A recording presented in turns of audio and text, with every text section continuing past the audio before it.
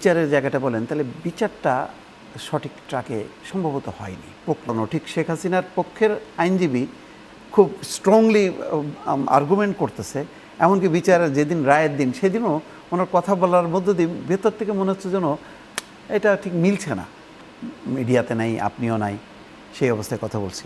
তো সেই আবেগ থেকে, তখনকার আবেগ ছিল প্রতিদিনই আমি চিন্তা করতাম যে এই শেখ হাসিনা হাত থেকে কবে বাঁচবো, কবে পতন হবে। তো এখন ধরেন একটা আবেগের জায়গা একটা, আর আপনি যদি বিচারের জায়গাটা সেটা ভিন্ন। আজকে যদি বিচারের জায়গাটা বলেন, তাহলে বিচারটা সঠিক ট্র্যাকে সম্ভবত হয়নি, প্রক্রিয়াগত ভুল আছে। আবেগের জায়গা ঠিক আছে, ঘটনা সত্য, ওই যে সাক্ষী দুর্বল বলে না, সেই রকম জায়গায় আমরা হয়তো আসছি। এখানে দেখেন আজকে এখানে অন্তত 2 জন আইনজীবী তো আছেনই, তাই না?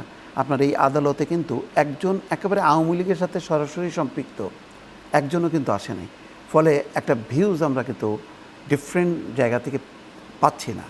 আমাদেরকেই আবার ওই যে রাষ্ট্রনিযুক্ত আইনজীবীর মতন কথা বলতে হচ্ছে। যেমন আমির হোসেন, উনি কথা বললেই বোঝা যেত যে এটা শেখানো পড়ানো। ঠিক শেখ হাসিনার পক্ষের আইনজীবী খুব স্ট্রংলি আর্গুমেন্ট করতেছে, এমনকি বিচারের যেদিন রায়ের দিন সেদিনও ওনার কথা বলার মধ্য দিয়ে ভেতর থেকে মনে হচ্ছে যেন এটা ঠিক মিলছে না, হাইব্রিড লাগতেছে, শেখ হাসিনার আইনজীবী মনে হচ্ছে না।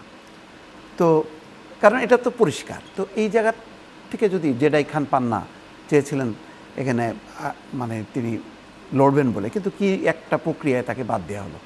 অন্তত একটা এই যুদ্ধাপরাধের যখন কি হয়েছে তখন কিন্তু এইটা 2 পক্ষ ছিল, তুমুল আর্গুমেন্ট করছে।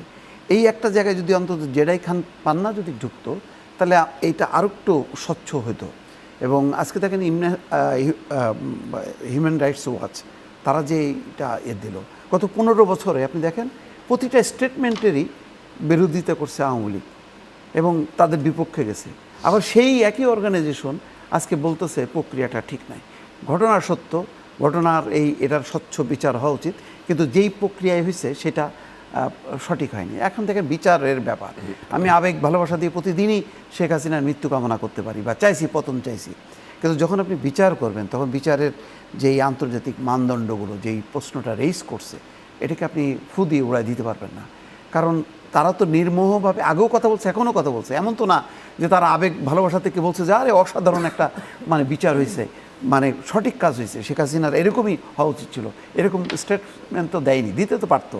মানে গত 15 বছর ওই সংগঠনকে বলা হয়েছে এটা জামাত বিএনপির নাকি অর্গানাইজেশন, যতগুলি মানবাধিকার সংগঠন যারাই কথা বলছে এটা এদের পয়সা পেইড এজেন্সি। আমরা বহুবার দেখেছি মানবাধিকারকে উপেক্ষাই করা হয়েছে, বলা হয়েছে মানে উন্নয়ন হবে, মানুষ ভাগ পাবে, তাহলে এত মানবাধিকার দিয়ে কি করবে, এটা কিন্তু আমরা শুনেছি। কথাগুলি বলছে। দেখেন জাতিসংঘের গুম কমিশনকে তারা অ্যালাউ করেনি, তারপরে হিউম্যান রাইটস ওয়াচ, টিআইবি বলেন, প্রত্যেক প্রতিষ্ঠানকে জামাত বিএনপি বলছে। আজকে তারাই কিন্তু উল্টা কথা বলতেছে। আজকে দেখেন আপনি ন্যায় বিচারে কথা বলতেছেন, আজকেই একটা ঘটনা, ঢাকা বিশ্ববিদ্যালয়ের ডেপুটি রেজিস্ট্রার সে একটা বলছে যে কি মানি না, জয় বাংলা জয় বঙ্গবন্ধু একটা স্ট্যাটাস দিছে, তারপরেই তার বাসার সামনে মব এসে পুলিশ আসলো, এসে তাকে ধরে নিয়ে 5.5 মাস আগের একটা মামলা দিয়ে ঢুকাই দিল।